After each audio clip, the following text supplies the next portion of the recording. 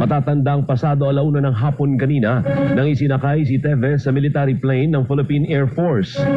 Kasunod ito ng utos ng gobyerno ng Timor-Leste na pagpapadeport kay Teves matapos muling maaresto sa kanyang tinitirhan sa Dili noong Martes, Marso 2024. Unang naaresto si Teves habang naglalaro ng golf sa Timor-Leste.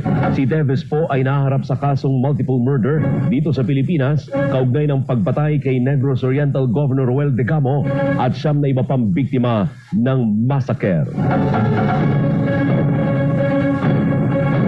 Nadagdagan pa ang mga questionabling pangalang tumanggap ng confidential funds mula sa Office of the Vice President. Ayon kay House Majority Leader Paulo Ortega, ilan sa lumutang na bagong benepisyaryo ay may mga apelyidong kagaya ng mga senador katulad ni Revilla, Lapid, Ontiveros, Estrada at Escudero.